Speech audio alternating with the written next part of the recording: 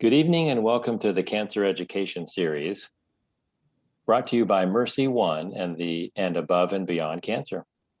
We are funded through a grant from the Iowa Cancer Consortium. My name is Chris Goodale and I'm the Executive Director of Above and Beyond Cancer. And it is my weekly pleasure to introduce the founder of our organization, Dr. Richard Deming, who will introduce our speaker for this evening. Dr. Deming?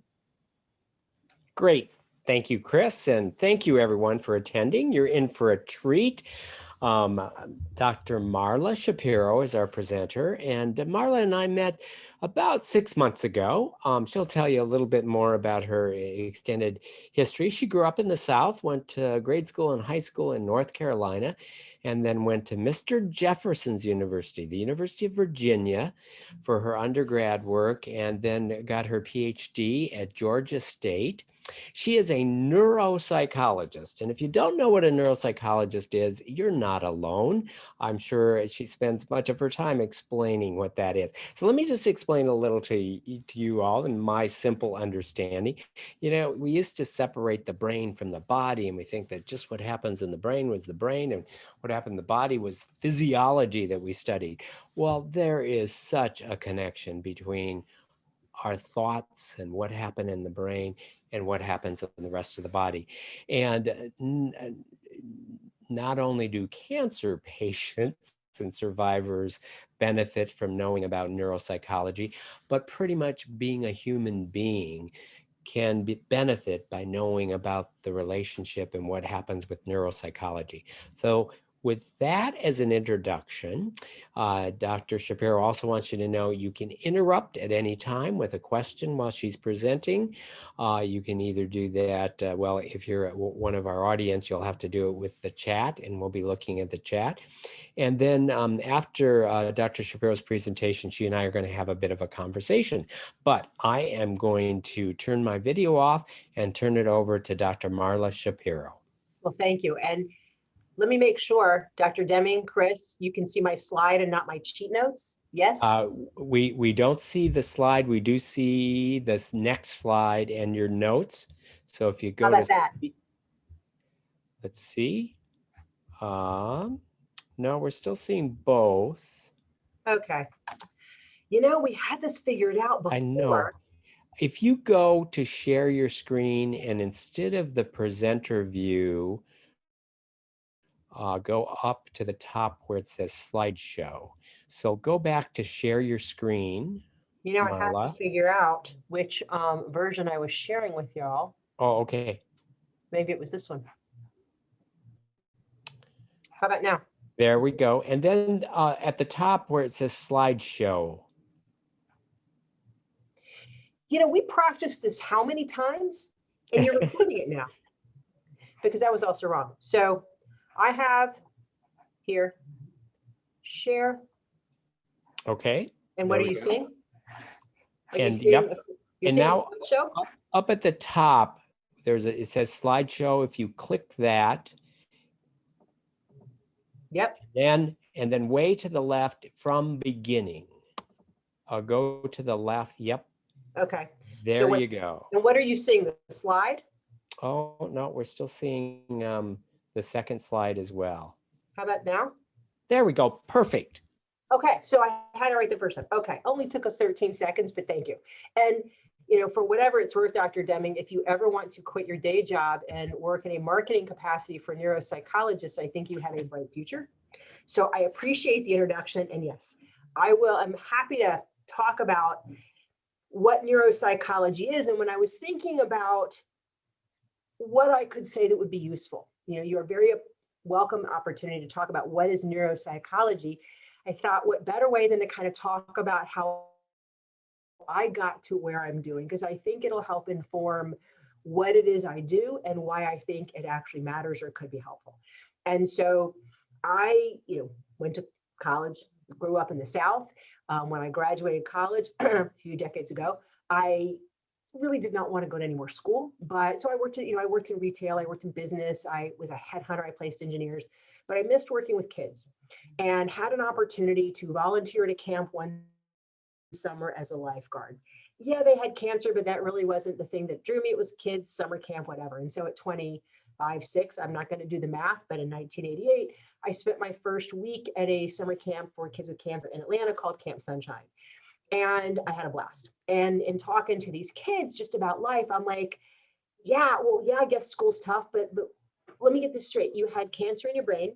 You had chemotherapy strong enough to kill cancer, and people want to know why you're struggling in math. Like, that made no sense to me. And so in talking to the kids, because if you're under 40 at this point, you're a kid to me, talking to our kids, there was a lot of stuff they needed help with. So I thought about growing up to be a psychologist. So maybe I was going to go back to school, be a psychologist, be a therapist, and save the poor sick kids, as they call themselves. And so I took my first graduate school class, and yeah, counseling sounded cool. Then I learned about school psychology and testing, and that you don't just counsel people, you figure out what's wrong and tell everyone else what to do about it. And that sounded very cool to me. So kind of switched my trajectory into school psychology. Psychologists, we do lots of testing, and we learn to give this test for this and this test for that. And we were told this test measures whatever, and I would say, but why? How do we know it measures that test? How do we know? And it wasn't until I learned about the brain and what our brain controls, and especially the relationship between our brains and behavior, that things started to make sense to me. And neuropsychology is just that. It is the study of brain behavior relationships. And so for me, learning that perspective and putting mind body stuff together is what really got me on the career path I'm on today. And you can see, I've stayed involved with Camp Sunshine. My beloved offspring, who just loves that I show her off in slideshows, has been involved ever from the beginning. And 2018, she was working at the same camp facility as a counselor. And so it has been part of my personal life. It's been absolutely shaped the trajectory of my professional life. And that perspective is important, I think, because knowing about cancer and recreation and what matters in life was really what got me started, where I am today. So, and talk about neuropsychology, not just, what we can do in a very traditional sense, and how this brain behavior stuff matters with respect to testing, which is what most of us do, but also, as Dr. Deming, said, in a much broader way about the brain, mind, and body, because they are absolutely symbiotic. They are interchangeable, one and the same.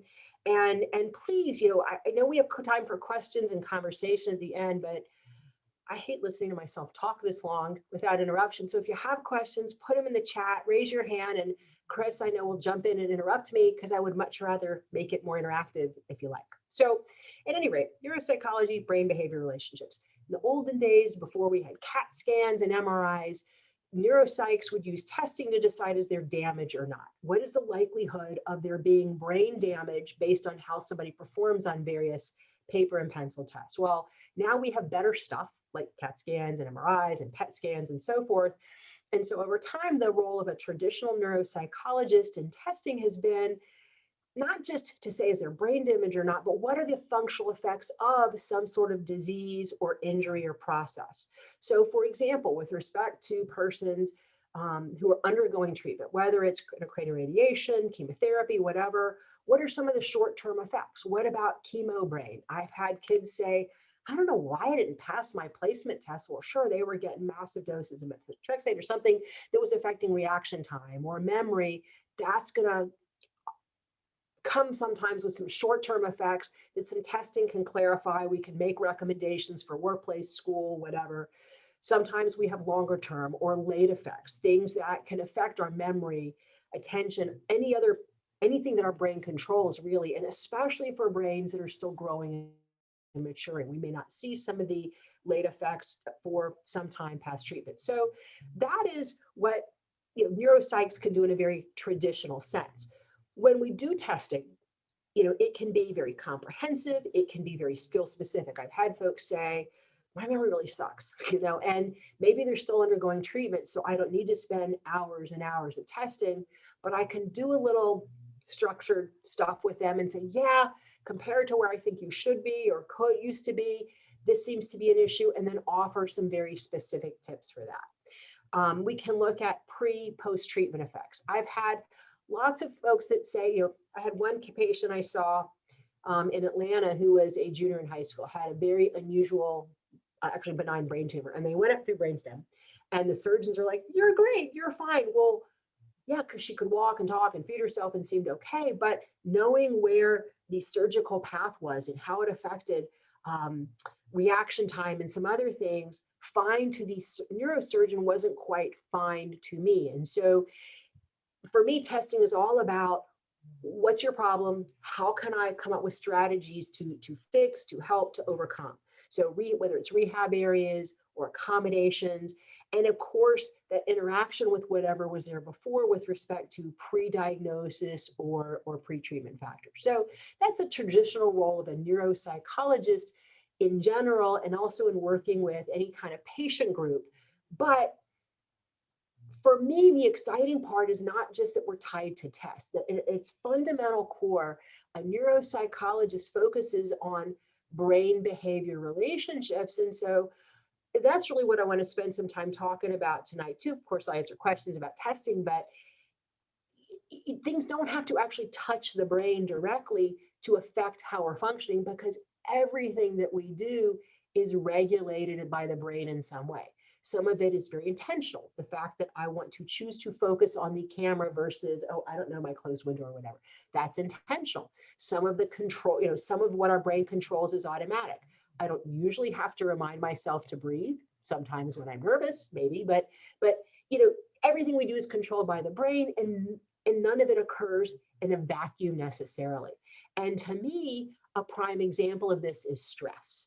And when I talk about stress, I really refer to any kind of stress on our system, whether it's the, oh my gosh, I'm stressed, I'm worried how I'm paying my bills kind of stress, or anything that demands energy or puts pressure or takes resources on our body. So stress can be physical pain, stress can be worry, stress can be mood. It's anything that kind of sucks our energy out in some way. It is a very physical response. For anyone that's taken a basic psychology class in high school or college, you learn about your fight or flight response. It's nature's way of helping us just instinctively defend ourselves against any sort of threat or danger. If we see danger, whether it's a nurse with a really big needle, or it's a wolf, or a car driving the wrong way, whatever, our body's like, danger, danger, danger. And there are automatic parts of our brain that kick in. It actually releases various chemicals, adrenaline, that adrenaline rush you hear about, cortisol, and those biochemicals, controlled, released by our brain, activate various body systems to prepare to do battle, if that makes sense. So our muscles tighten, our heart rate increases, our heart's going to beat faster. It's fight or flight because we're shifting our resources to fight off a life threat or to flee an enemy. I mean, it'd be nice if we could run from cancer. It's not that powerful, but the point is our body does this stuff automatically, which sounds good. But if you can see, if you can imagine all this stress in our body, that perhaps there might be, some downsides to this over time. So, because if your muscles tighten, it's like, oh, danger, every time you feel pain or every time you feel stress, and you're constantly in this kind of ramped up stage, could there be a downside to that?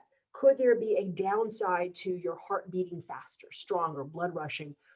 That hyper alert, it's kind of like you go up, and then what if you just kind of stay in this fight or flight mode? What happens to our body when the danger doesn't go away? What happens with chronic stress? And again, cognitive, emotional, physical, as Dr. Deming said, as I will very strongly say, is there even really a difference? Because stress, wherever the cause, all of our body is it's all combined. It's very interactive. And so when I talk about chronic stress, it's our system being amped up all the time. Those good fight or flight hormones, you keep them around long enough. Think about it. If our blood and our energy is going to our vital organs and it's going to our tummy or taking it away, people can have digestive issues. If you're on hyper alert, try sleeping through that. The more energy it sucks away to fight stress, how much is that, helping us protect ourselves against other biological intruders with respect to our immune system? And how does all that tension feel? It's going to affect our focus, our memory, our learning, because it's taken gas out of our tank. And again, what comes first doesn't really matter to me. Chronic pain can cause and trigger anxiety because it's a physiologically stressful reaction, if that makes sense. And not to mention the whole nervous Nelly worrying thing can create some of the knots in your stomach, sort of emotional, physical stress, because it's the same system. And that's a piece that I think is so important. Stress, regardless of the source, will change the way our brain cells, our neurons, communicate with each other. And it gets us in this amped up state, and then we just kind of stay amped up in this very vigilant and reactive and hyper alert sort of state. And I like this next slide because it shows literally what happens in different parts of the body when we keep this adrenaline, when we are in this hyper alert, kind of near constant fight or flight mode. Every part of our body is affected. Adrenaline sounds great, but our heart beating faster and stronger all the time, that puts wear and tear in our cardiovascular system. It's also tension in the body. There's a lot of stuff that goes on, and that's just stress, to never mind the physical assault from an illness or the side effects of the treatment for that illness alone. And it creates this sort of chronic sort of thing. So what can you do? I would argue that there's a lot more that we can do. Because stress affects so many different parts of the body, we can attack or help better defend or push away stress in all of these different parts of the body too. It's about taking your control back, so to speak, in the ways that you can control. It would be great if you could wish cancer away, if you could wish stress away. Yeah, we can't do that, but there are things we can do. And so I've got, some areas here of ways that we people can take charge back of various things they do.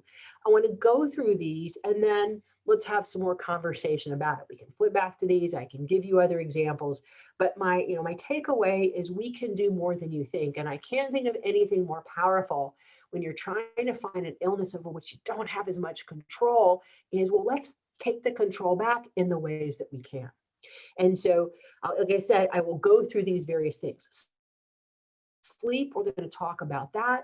Yes, if you're inpatient and you're getting woken up every 4 hours, that can derail your sleep. We can talk about strategies to better protect against that. Social connectedness, huge, huge, huge. Fun, exercise, but also learning to listen to your body more. Part of what you have to learn when you're fighting an illness is, I want to throw up, and let me try to not pay attention to that. But at the same time, our body does give us messages, and I'll talk a little bit about that too. The knot in our stomach, the racing heart rate, the headache, these other physiological signs of stress are our body's way of saying, yo, we're stressed, and learning how to harness some of that to help ourselves. Sometimes it's good old-fashioned psychotherapy, but not just lie on a couch and talk about your feelings kind of therapy. It's thinking very intentionally about what are some of the negative thoughts that might understandably creep up as we're dealing with various stressors, and what can we replace them with? It's maybe more adaptive, more positive. What are some of the behaviors we can change? My mom, I have many generations of breast cancer in my family, and my mom was raised in a bury your head in the sand school of problem solving, and we know that ignoring the emotional stuff doesn't help. I tell people feelings are burps. They're coming up. And so owning and taking head on some of the icky emotional stuff, that's how we get it out of our way, rather than just burying your head back in the sand. So what can you do? Dr. Shapiro, Yes. so I'm going to interrupt for a second. So could you go back one slide to that list? So why don't you have Valium, alcohol, and cigarettes on the list as things we can do? Well, first of all, I can't prescribe. So there you go. Okay. And I would never say never to a really good Scotch whiskey. Old Bond Little Bay would be my personal favorite. Those are also biochemical things, but they are not health promoting. I think they're quick and easy, cheap shots, but they are going to treat the symptoms and not get at some of the root causes. Was that the right answer, by the way? That sounds good. Thanks. Yeah. Yeah. I do like my whiskey, but yeah, people will self-medicate in lots of ways. They don't make the problem go away. Valium can take the edge off. Alcohol, I do like my whiskey, don't get me wrong. And Smoking, yeah, I used to do that, and I hear it causes cancer, but those are not going to fix the problem. It's like putting a Band-Aid on a wound that really needs stitches. And I want to stitch the wounds and make make folks more robust, better protective, and again, take charge, not just Band-Aid over it. Of course, those things are easier. This is not, but sleep is not as hard as it sounds. I was telling Dr. Deming, I have taken a real deep dive into behavioral sleep medicine because in my decades of work, I don't think you need a doctorate to realize we're a pretty sleep deprived culture. And you take someone going through any sort of assault, like an illness or an injury, I'll show you a great way to derail sleep, no matter how good it used to be before.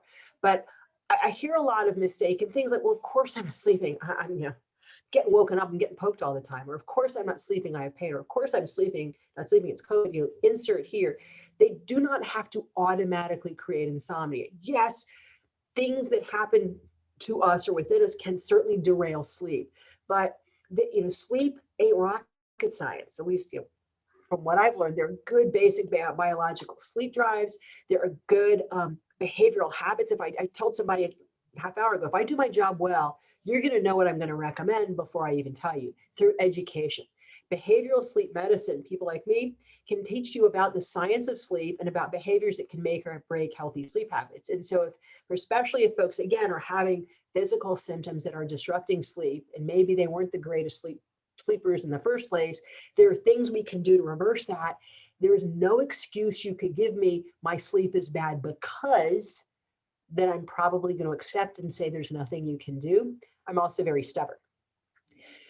The social piece, to me, is without question. And again, it is strong bias here. It's over 30 years of involvement with recreational camp programs. Camp Sunshine in Atlanta provides year-round programming for children with cancer and their families. I also worked with the Ulman Fund in Washington, D.C., Ulman Cancer Fund for Young Adults, which is primarily, they do a number of things, but they really preach hope and advocacy through sport. I was a Cancer to 5K coach. Social stuff, fun is huge. And I don't care if you're an introvert or not just because we say so, but there's such strong evidence that shows social connectedness is powerful.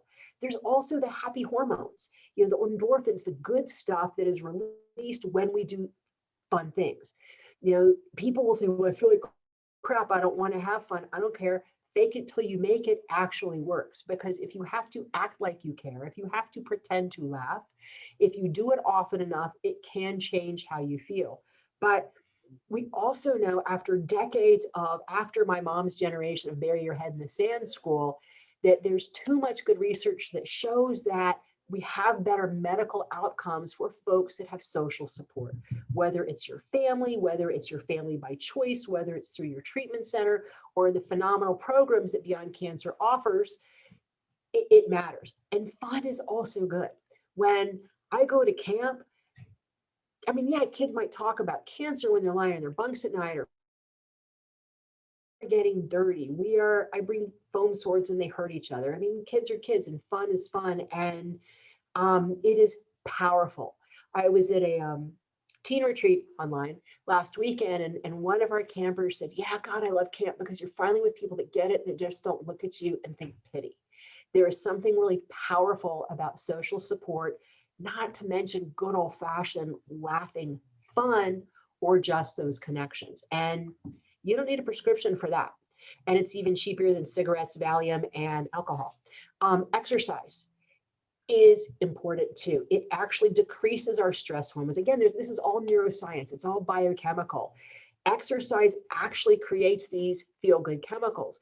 The Ulman Cancer Fund for Young Adults, now the Ulman Foundation, one of the programs that I most loved was their Cancer to 5K training. And their patient navigators would go into hospitals and say, hey, you want to run a 5K? Not, are you going to survive? But hey, let's equip you and prepare you. And there's something powerful about taking your life back, about getting physical conditioning, not to mention the tremendous mind-body healing supportive aspect of running. And You don't have to run. You can walk. You can keep it social. There are physical therapists, I would imagine, I'm quite sure at Mercy, certainly through Unity Point, that will work with patients who have that fatigue, that maybe have joint pain, or they've just become slugs because their bodies have been beaten up by cancer treatments. It is powerful and it is important, and I think it's great. Whoops, I went backwards. Sorry about that. I talk about mind body, and I could go to town on biofeedback. It's literally, if you think about our body and the feelings of stress, the racing heart, the stomach ache, headaches, what have you, those are our body's amped up signals saying, yo, there's a problem, slow down. And a couple of ways that we can control that without prescribed or over-the-counter or freely available substances. I'm going to be dreaming now of Valium and alcohol and smoking, but is through breathing. Breathing actually affects our heart rate. If we breathe in, our heart rate speeds up. If we breathe out, our heart rate slows down. You can read, and it's pretty basic. It's why people say, dude, just take a breath, just relax. Slow, relaxed breathing creates a slow and smooth heart rate. And so that's why you have the Calm app, and you have Headspace, and you have all these apps that teach you how to breathe. The problem I have with those, besides the fact that I have yet to find an app that doesn't use a voice I find irritating, is that it doesn't give you any feedback about how well you're doing. And I'll show you, so for example, I demonstrate to folks here a biofeedback software. It's hard for me to describe, but it's called Alive. It's kind of cool. And if you can see here, you've got all kinds of displays. We have the blue lines up and down give people like a pacer to kind of breathe in, breathe out. These little orange squiggles are heart rate smoothness from one beat to the next. And this little bar here that goes from red to green is how jaggedy our heart rate variability is, or how smooth it is. And what's cool is it's all based on your standard, heart rate sensor, whether it's on your ear, whether it's on your fingertip. And what's cool is it gives you feedback. So I'll be sitting here with a patient, say they'll stick it on their finger, and they might watch, for example, this kind of display. It's kind of cool, funky dots. And the smoother your heart rate, the smoother one beat to the next, the prettier and more dynamic the shape, the more vibrant the music that goes with it. So you not only get to see something, you hear something, you get all this visual feedback on how you're doing. And what's really fascinating, and teenagers hate this, of course, is they're like, I'm fine, see, I could do this. And then I might just happen to bring up potentially provocative or stressful subjects, and whoosh, you see it go down. We are so much more reactive to stressors that, especially when you've been in a state of constant stress, we don't notice the subtle stuff. We're only noticing the loud stuff. Our bodies had to get loud, or they got loud. And so what I love about this is that it gives you feedback, and it's just a piece of how you can control it. And there's all kinds of shapes. My favorite is the beach, where if you're breathing smoothly, you hear the waves and you see the trees blow. You can upload your own music. I would personally put Aerosmith at the beach and I'd be happy. There's video game-like things, but the point is it gives you feedback about how well you may be controlling your body and your body's stress reaction. And I think that's powerful. And there are, of course, other ways that you can do this through, mindfulness, meditation, progressive muscle relaxation. These all help with pain and mood because they are all different gateways to try to calm down a little bit of that hyped up, hyper alert, constantly in fight or flight mode system. Progressive muscle relaxation is literally a series of exercises where you tighten, because if I said, relax your hand, put your hand on the table, relax, whatever. If I tell you to squeeze about 10 seconds as hard as you can, and then on the table, you just kind of breathe out and relax. Most people, not necessarily a speaker doing this with their hand in midair, most people are going to feel that relaxation more intentionally. And if you do this from head to toe, progressively tightening, relaxing muscles, it literally introduces physiological relaxation. Probably not as much as Valium, but just a little bit. And so if you combine muscle relaxation and biofeedback and happy hormones, you can see where all these little ways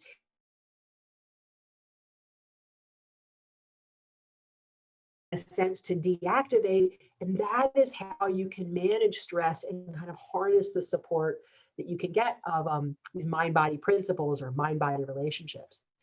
social support, and then of course, as I talked about, individual or family psychosocial support. Cancer doesn't just happen to a patient, it happens to families, and it happens to friend circles, and helping everyone to adjust in whatever way is appropriate for that family or that group or that couple, whomever. And again, as I had talked about before, is our head in the right place, so to speak? Are there dark places or dysfunctional thoughts that we have that are driving our feelings, or that we've generated on our own because of this icky, hyped up stress stuff?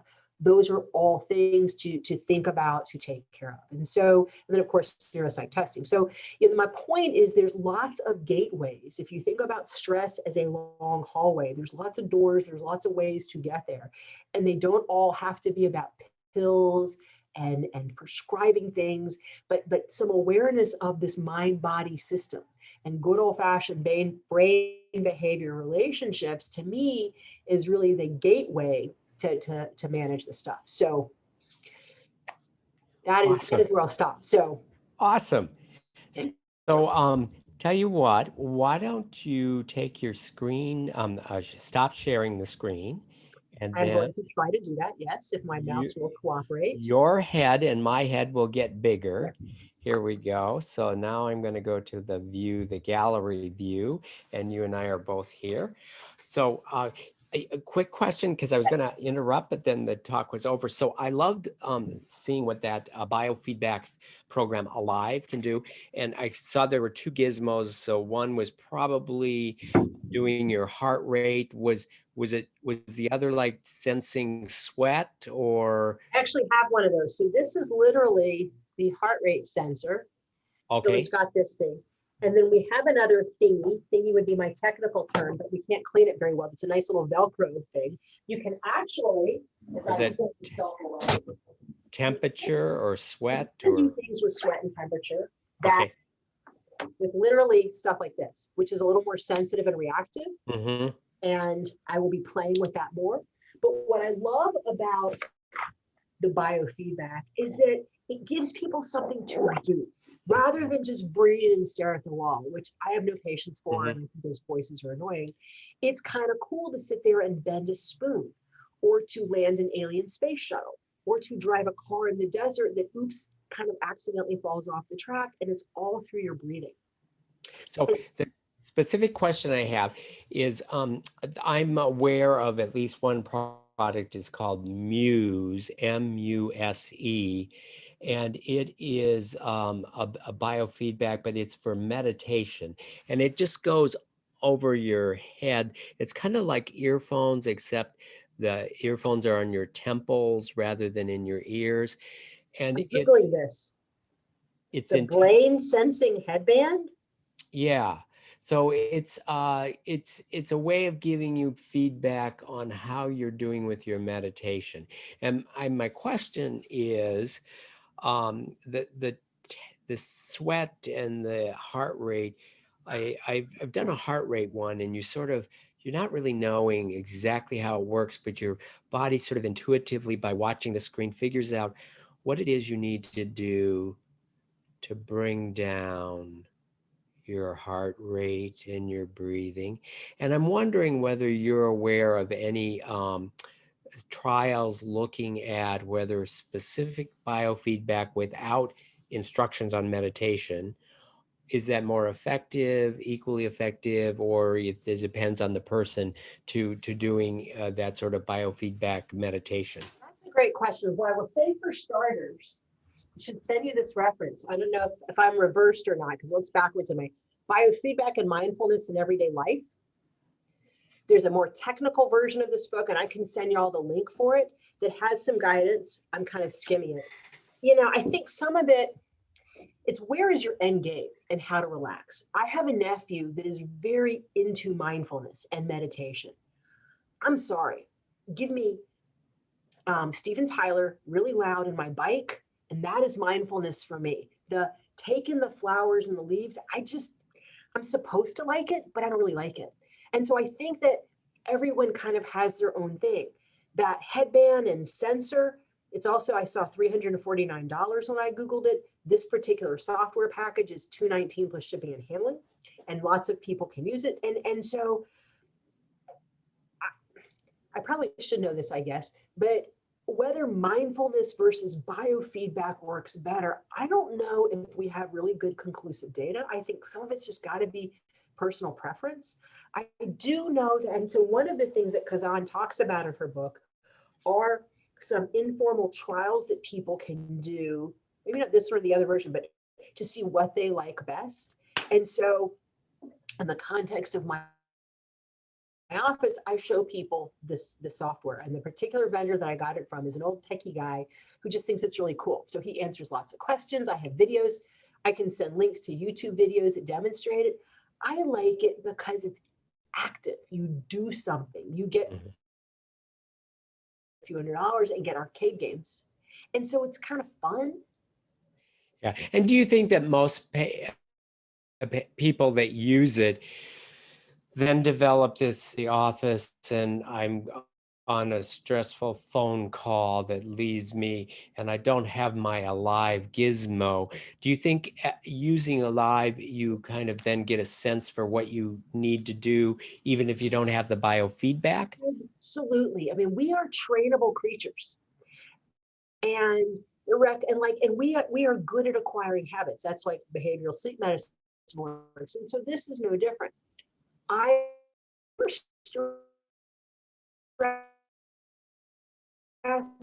go to our recommendation with biofeedback is sort of a few minutes a day, a few times a week.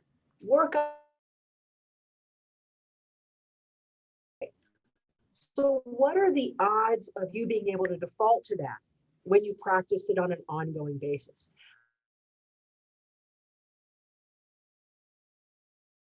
I'm going to recommend it. I want people to try it. And the recommendation for the software, by the way, came to me from a colleague that has used it in pain clinics in Atlanta, now at Vanderbilt, with pediatric teens and some young adults. And so we know that this stuff works. It's how I dabble. But my daughter has found that she's doing 10, 20 minutes. She's in college, and that the idea is that first of all, you kind of take the edge off your system in general, but then it is a quicker go-to, as you said, because you can kind of close your eyes and visualize the swirly shapes. You can hear the music in your ear if you need those triggers. And I think that's really, really powerful stuff that people can use anywhere. I had a patient say to me, is this what that had some sort of recent orthopedic thing?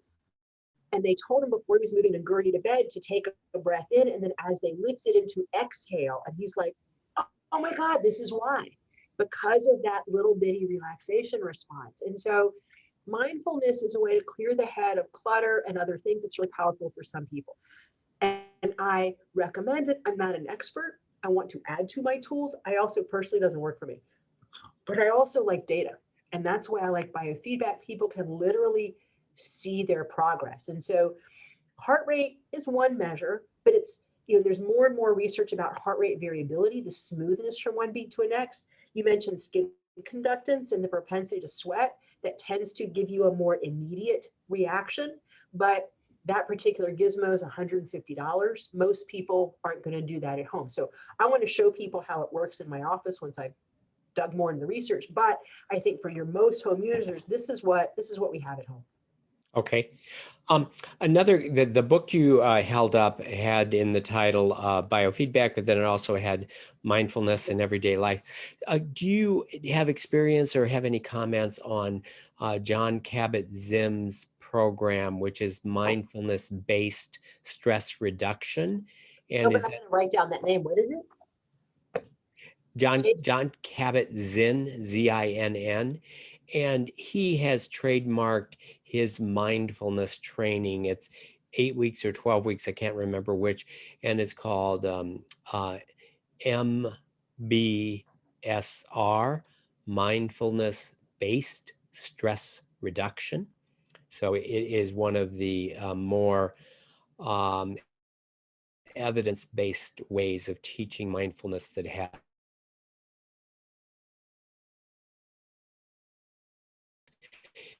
in terms of, then being able to use that as a default. You get in a stressful situation, you've got some go-to tools that can help.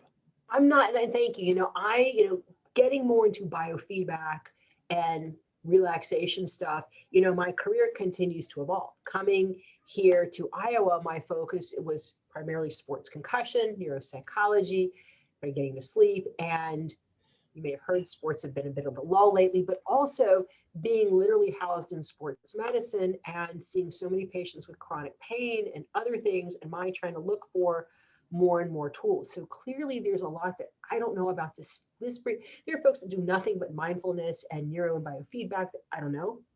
So I dabble, but this I think is huge. And I was just going to say that I think that probably what matters most, Dr. Deming, is that people find something that seems to fit for them. That I am a really sarcastic participant in yoga classes. I believe there's a teacher someday that will be a good fit for me, but it hasn't worked for me. People I know swear by mindfulness, and that is powerful and important. Mm-hmm. I like this. So I think that they're all different gateways with the intention of taking a little more of an active control, relaxing our mind, our body with intentional thoughts and behaviors. And that's really the most important thing.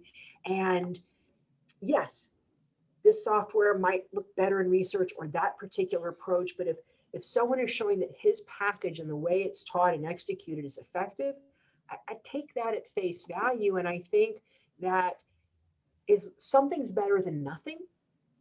And some people might like it all. But if you're like, I tried it, I don't like it, that's fair. We find something else.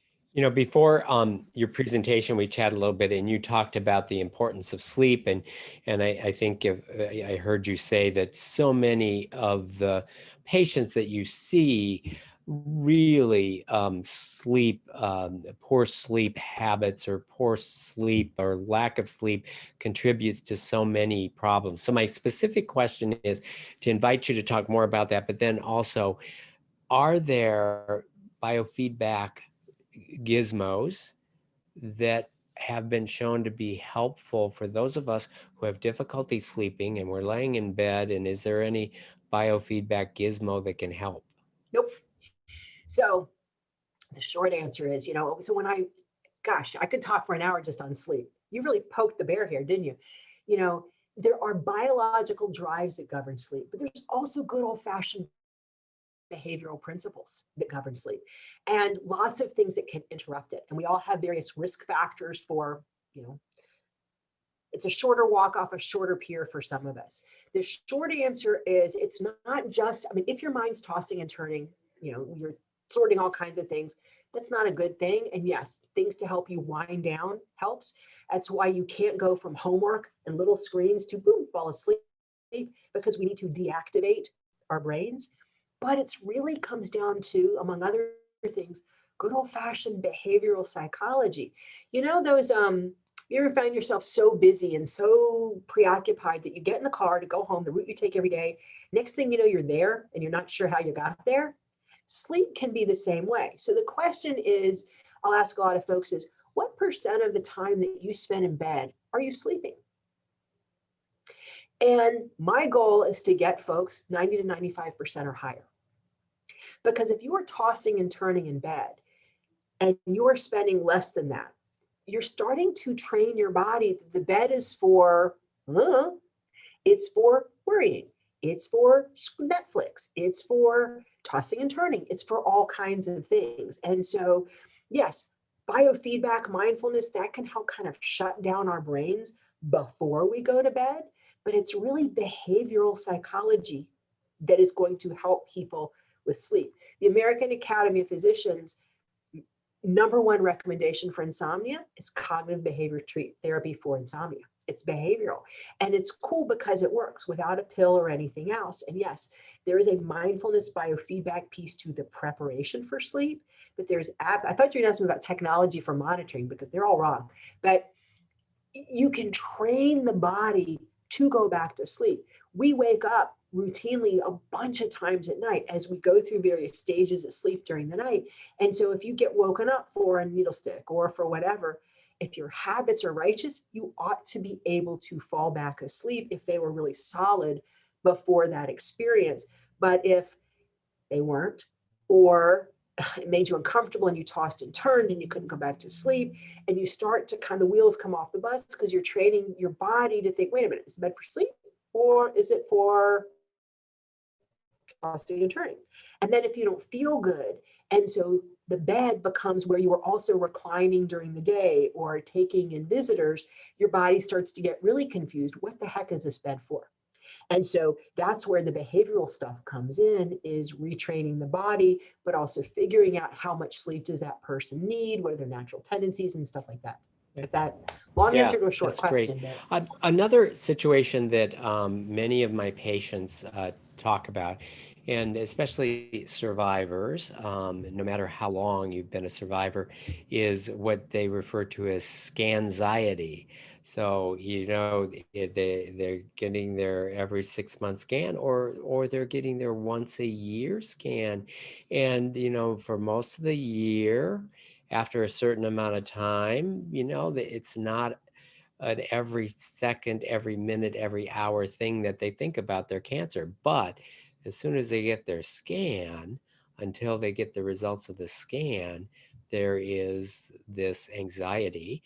Are there, other than the tools you've already talked about, what would you say would be recommendations if you were to talk to somebody who pretty well has it all together, but the scans, that episode of getting a scan from about 3 days before their scan until they get the results, that they are super stressed? Does that make you think of anything in particular that might be helpful in that setting? The first thing I think about is, well, duh, of course they're stressed. I think we as a culture, I think, tend to pathologize variations. And I think, in behavior. And, I see some folks who I'm like, of course you're stressed. If you weren't bothered by this, I think you were a psychopath. And so I think that for someone who is still in the middle of or survived a cancer journey, there's a certain amount of that is normal, but it still can be debilitating or disabling to varying degrees. And so I think that all of those skills are helpful. And it's preparing for like game day. If you've ever been on a team sport, you're preparing for the game day. You want to make sure your uniform is washed, your cleats, you've got tight laces. My bike before a triathlon is going to be spotless and clean. It's game day readiness. And so, for some people, it's writing down their worry log. When I have folks that are tossing and turning before bedtime, before they start their wind down time, I give them worry time, where you brainstorm on one side of a piece of paper all your worries, just kind of that verbal vomit, all their worries, and then the action plan or the counterpoints to try to diffuse some of that. Maybe that's when you take vacation days to do something fun to distract you. And it may be that you have a few sleepless nights, but again, if the better prepared you are, the more well-rested you are, the better tools in your toolbox for managing stress, I think the less disabling that is, and the more confidence you can have, like, yeah, next week's going to suck, but boy, next week's going to be great. And that optimism, because I think some of that is normalizing. Does that help kind of address? Yeah, it does. I always like to think of things that people can do rather than just sort of, you're right, reframing your thoughts. So let me throw out one. You mentioned that you work with athletes. So some athletes, they have lucky charms. This pair of socks. I wear this pair of socks. Is there benefit to having lucky charm sort of things, whether it's the jersey or how you lay the clothes out the night before, which pair of socks you wear? Do people find those of benefit in preparing, reducing stress as they get ready for the big game? And are any of those tricks of the trade you use with athletes applicable to SCanxiety, a patient getting ready to go to have their scan? I mean, again, I get a good sports psychologist that focuses on that stuff. Yeah, but I mean, during March Madness, my mom would wear the same Virginia shirt the whole week until we lost. I mean, I always take Oscar, my little beanie baby, to camp with me because, it's my good luck for my daughter. I think we all have that. And what's ironic is I'm talking to you and I'm looking at this camera, Behind you is my last cabin photo with my boys from camp that I'm looking at, so it's not there's a reason why I'm looking at that while I'm looking at my monitor, So it's whether or not, again, is it so idiosyncratic and so anxiety provoking, the idea not to have it, there's a point of all good things where it like sends you into hyper mode. Then we start talking about OCD, the patient that has to have everything just right. And if it's the least bit, but why not? Because why not have a good luck charm? Why not? I mean, that's why we keep stuff, right? Because we have stuff that is meaningful. All the toys you see behind me are either given to me or they have meaning and they bring me comfort, not to mention distract patients. So why not? And why wouldn't preparation for SCanxiety or that hospital trip be any different? I got any surgery I've had, I get new pajama shorts. I mean, it's good in some way. And if it's not, we don't have to contort ourselves or spend exorbitant amounts of money. If it makes us better, who cares?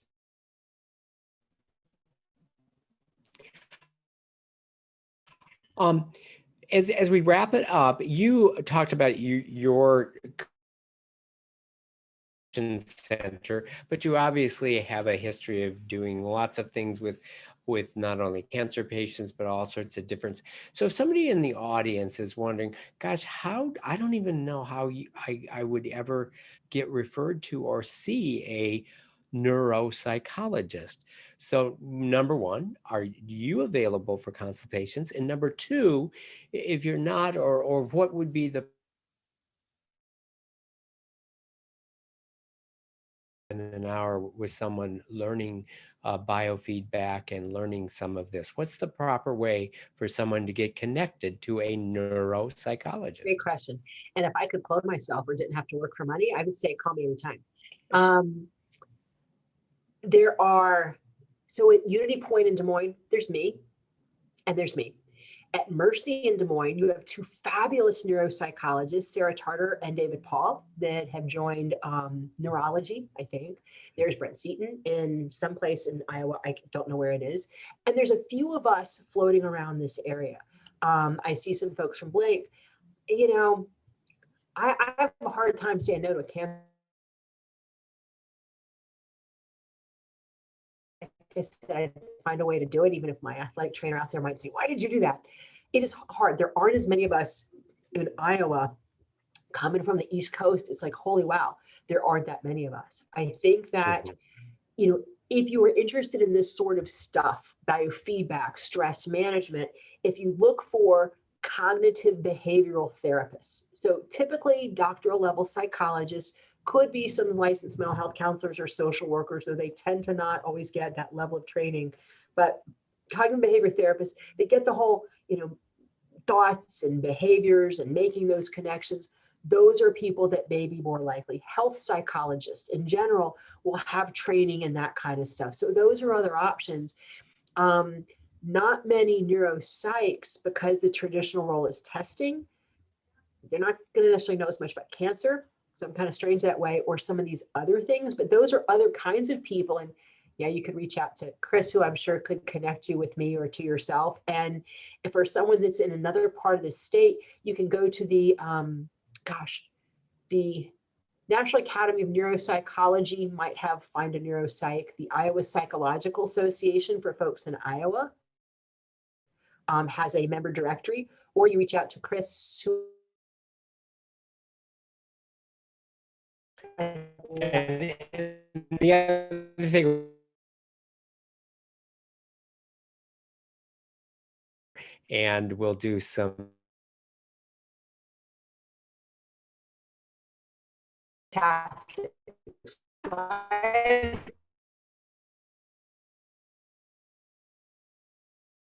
My pleasure. Thanks for having me. This is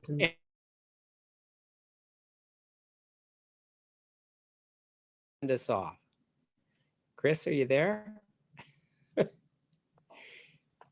There he is. I'm having a bit of technical difficulties on my end. I apologize for that.